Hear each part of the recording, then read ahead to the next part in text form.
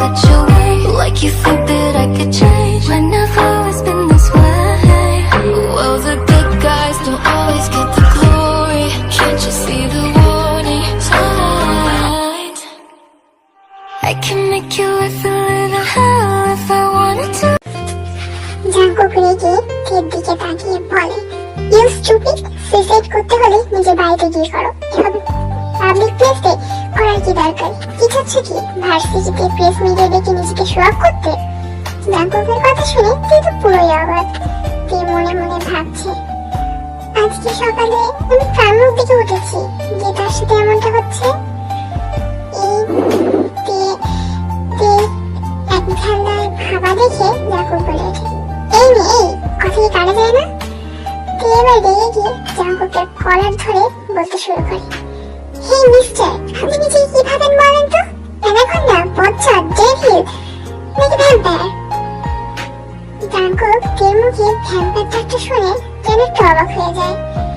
তখনই তে আবার বলতে শুরু করে, এই সাদা খরগোশের বাচ্চা, শুনে রাখ, তো কান খুলে শুনে রাখ, আমি কোনো সুইসাইড করতে আসিনি এখানে। আর মিস্টার লালহাতি, তুই আমাকে তখন ভাবে ভিক্ষা দিয়েছিলি কেন বল? তের মাথায় তো রাগ উঠে গেছে। তে যা ইচ্ছা তাই বলতে থাকে। তে আরো বলতে থাকে, তুই কি মনে করিস আমার বাপের কি টাকা নাই? আমি কি ভিখারি? তোর বাপের এত টাকা?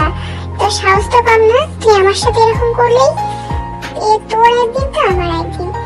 জাঙ্কুক এবার রেগে গিয়ে তের দিকে তাকিয়েই আছে, আর তের হাতটা সরানোর জন্য তের হাতটা ধরে বসে।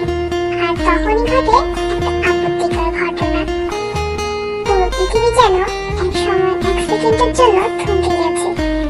জাঙ্কুক আর তে দুজনেই যেন ফ্রিজ হয়ে আছে। হুট করেই তাদের মাঝখানে একটা কারেন্ট শকের মতো শক বয়ে যায়, আর দুজনে স্থিরকে দুই দিকে পড়ে যায়।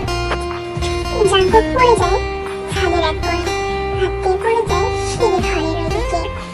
জাঙ্কুকের এই প্রথম যেন হার্টবিটটা অনেক বেশি বেড়ে যায়। জাঙ্কুকের হার্ট অনেক জোরে জোরে বিট করতে থাকে। জাঙ্কুকের গলার সেই লকেটের পাথরটা জ্বলতে থাকে। জাঙ্কুকের চোখ লাল হয়ে আসতে থাকে আস্তে আস্তে। আর এদিকে তে, সে তো পড়েই অজ্ঞান হয়ে গেছে, তার জ্ঞান নেই। তার সাথে এত জোরে শক লাগার কারণে আসলে তে অজ্ঞান হয়ে গেছে। আসলে তের আর জাঙ্কুকের মাঝে এটা একটি ম্যাজিক্যাল পাথর। এই পাথরের শক্তি অনেক বেশি।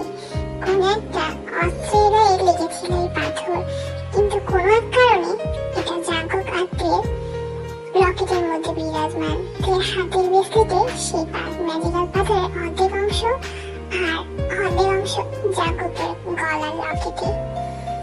জাঙ্কুক পুরো অবাক হয়ে বসে আছে। এই ম্যাজিক্যাল পাথর কখনো এভাবে জ্বলে ওঠেনি। এতগুলো বছরে জাঙ্কুক এই পাথরে ইউজ করেছে, কিন্তু কখনো এত বেশি আলো হয়ে ওঠেনি। কখনো এত জোরে তার হার্টও বিট করেনি। এই ম্যাজিক্যাল পাথরটা হচ্ছে ভ্যাম্পায়ার রাজ্য, ফেয়ার ওয়ার্ল্ড, তারপরে নেগ্রে ওয়ার্ল্ড, সব ওয়ার্ল্ডের একটা মূল্যবান পাথর। কিন্তু এই পাথরটা দুই ভাগে বিভক্ত হয়ে গেছে কাই নামক একজন উলফ কিং এর জন্য। আর সেটা তোমরা গল্পে জানতে পারবে। গল্পের মধ্যে অনেক রহস্য লুকিয়ে আছে। ম্যাজিক্যাল স্টোনটা এত জোরে আলোকিত হয়ে যাচ্ছিল এবং জাঙ্কুক এত জোরে হার্টবিট বিট করছিল যে জাঙ্কুক আর কিছু না ভেবে তের দিকে না তাকিয়ে সেখান থেকে উড়ে চলে যায়। আর এদিকে আমাদের তের সেম অবস্থায়, সে অজ্ঞান হয়ে গেলেও তার যেন কিছু কিছু জিনিস অনুভব হতে থাকে। তার মধ্যে যেন অন্যরকম একটা ফিলিং চলে আসে। তার হাতের ব্রেসলেটের মধ্যেও আলোটা জ্বলছিল, কিন্তু জাঙ্কুক যেহেতু তের দিকে তাকায়নি তাই কিছু বুঝতে পারেনি। কিছুক্ষণের মধ্যে তের জ্ঞান ফিরে আসে, আর উঠে ও জাঙ্কুককে দেখতে পায় না। তাই ও আর কিছু না ভেবেই বাসা চলে যায়। তে বাসায় আসতেই মিসেস আই বলে উঠল, কি রে মা, চলে আসলি যে?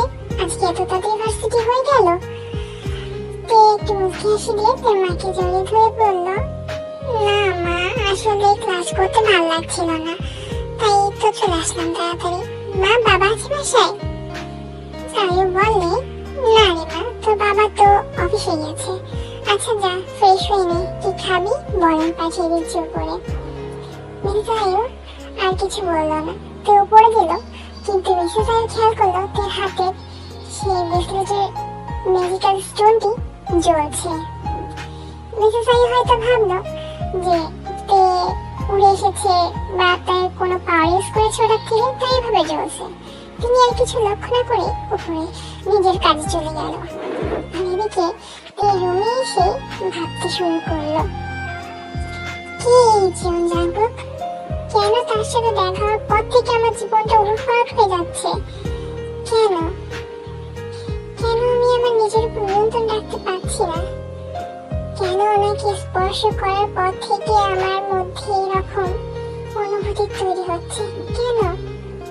আর আমি নিজের ম্যাজিক্যাল পাওয়ারের উপর কেন কন্ট্রোল আনতে পারছি না? কেন?